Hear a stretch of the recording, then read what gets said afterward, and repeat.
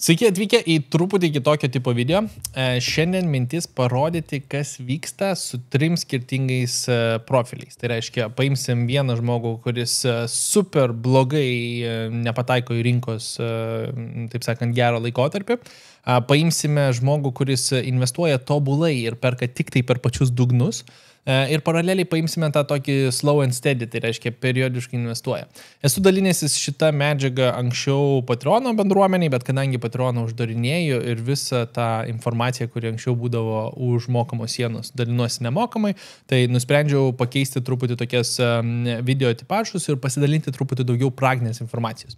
Jeigu tai yra pirmasis video, kurį esat matę iš šio kanalo, tai susipažinkim, aš esu Emilis, sukūriau dividendų eksperimentą prieš dabar jau daugiau negu 4 metus su mintimi, kad galiu padėti didesniam kiekiu žmonių pradėti investuoti savarankiškai. Ir čia dažniausiai rasit informaciją, kur aš analizuoju kompanijas, kur pats investuoju, kuom dalinuosi, kuom gyvenu ir ką darau realiai su pinigais, kad man šitoje vietoje geriau sektųsi. Tai va, su tokia mintim pažiūrėkim, ką reiškia timing the markets blogų scenarijų.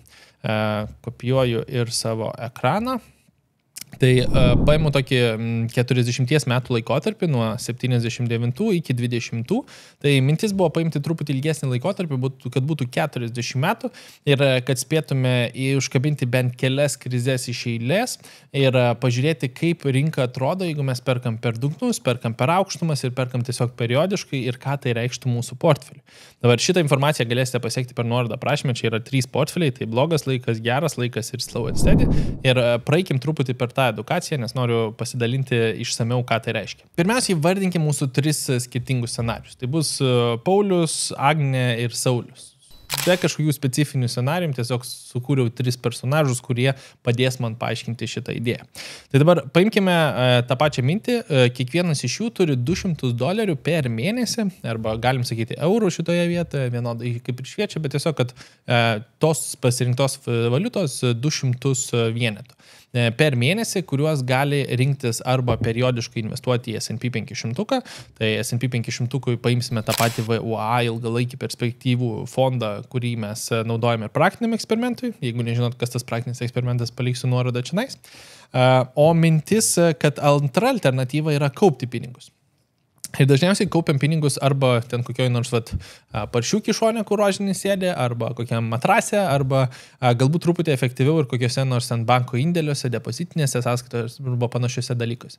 Tai šiam eksperimentui panaudosim mintį, kad jeigu neįdedu į S&P 500, aš atsidedu į kažkokį fiksuotos grąžos sąskaitą, kur uždirbu po 3% per metus. Tai reiškia 3% grąžos.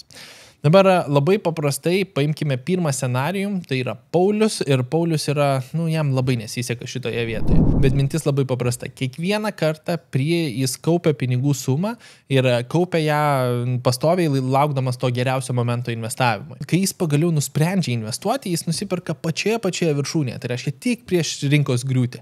Ir tada rinka griūna, jis išsigąsta ir vėl pradeda kaupti pinigus. Ir vėl kaupia ilgą laikotarpį iki sekančio tokio didesnio šuolio į viršų ir pačioje viršūnėje vėl apsiperka ir vėl viskas krenta žemyn. Ir tai jis kartoja 40 metų iš eilės.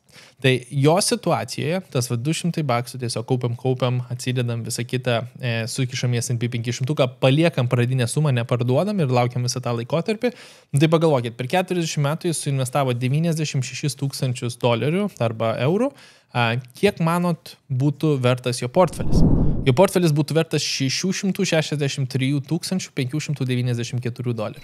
Netgi su blogiausiu laikotarpiu. Tai sakant, pagalvokit, jis ne per vieną krizę, per 2, 3, 4 nusprendė investuoti pačiose aukštumose ir griuvo į pačią apačią ir tada tą visą kitą laikotarpį ir atsistatymą nieko neinvestavo, tik tai taupė, efektyviai lyginamai taupė, bet nieko irgi nedėjo pinigų ir vėl, taip sakant, darė tą patį veiksmą.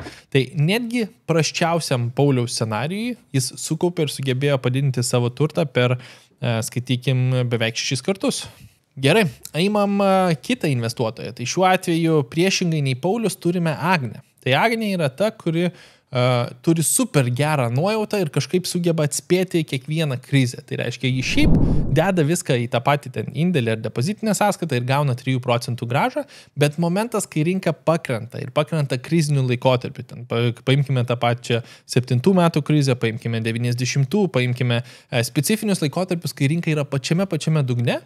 Agnė viską, ką turėjo savo santaupose, sukišo į S&P 500 ir šiuo atveju vėl pradėjo kaupti. Tai reiškia, išgyveno tą didžiausią atsistatymą, pragyveno, sakė, pats geriausias laikotarpis investuoti, sukišo didesnę pinigų sumą ir šioje vietoje labai džiaugiasi, bet paliko toliau visus kitus pinigus taupyti ir vėl nedėjo nieko į S&P 500 iki sekančios krizės.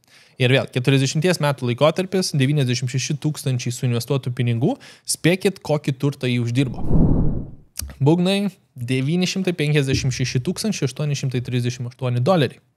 Visai neblogas variantas, taip sakant, geriausiai, taip sakant, timing the market. Ir čia didžioji dalis žmonių, aš priminsiu, kad negali timinti marketo ir tai yra beveik fiziškai neįmanoma ir netgi profesionalus investuotojai ir top investuotojai argumentuoja, kad daugelis niekada ir nesugebės to padaryti, best case scenario atspėti vieną kartą, bet čia tas atspėjimas būna, kad sugedęs laikrodis irgi 2 kartus per dieną yra teisus, tai neapsigaukite šitos vietos. Ir dabar turime trečią scenarijų. Tai turime lėtą ir stabilų Saulių. Tai ką Saulius padarė? Saulius atsidarė savo vertybinių popierių sąskaitą. Jeigu dar tokios neturi, tai mūsų partneriai Freedom24 palikė bonusinę nuorodą aprašymę ir ten pasiskaitinėkite, yra papildomų bonusų, jeigu atsidarinėjat būtent dabar. Galite gauti nemokamų akcijų, ten beveik 20 vienetų. Bet pas Saulių mintis labai paprasta. Jis automatizavo pavedimą iš savo banko sąskaitos tiesiai į S&P 500 pirkimą, tai perveda į vertybinių popierių sąskaitą, nusipirka S&P 500 ir taip daro kiekvieną mėnesį pastoviai, niekada nenaudodamas 3% grąžos, bet tiesiog periodiškai visą laiką investuodamas į tą patį S&P 500. Tai pirmoje vietoje turėjom 660 tūkstančių, antroje turėjom 956 tūkstančius. Tai dabar pagalvokit, per visą tą laikotarpį, per krizės, per aukštumas, per žemumas, kylant rinkai, krentant rinkai, naujienoms, visą laiką sakant, kad jau pasaulio pabaiga, Saulius tiesiog periodiškai investavo. Kaip manot, kiek Saulius sukaupė, investuodamas tos 96 tūkstančius per visą tą laikotarpį? 1 386 429 $.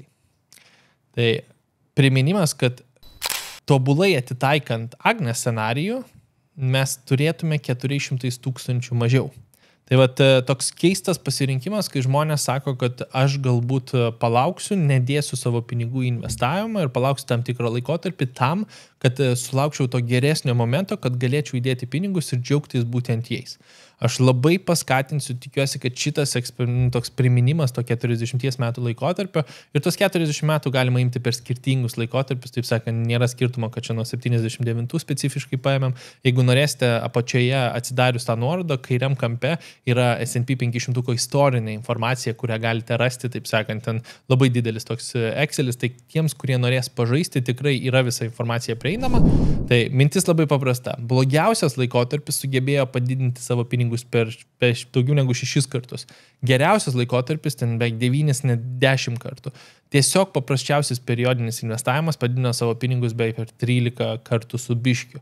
Tai mintis, kad jeigu jūs galite tiesiog ištęsti ilgesnį laikotarpį ir tiesiog palikti pinigus dirbti jums, bus vienas efektyviausių ir geriausių sprendimų ilguoju laikotarpiu.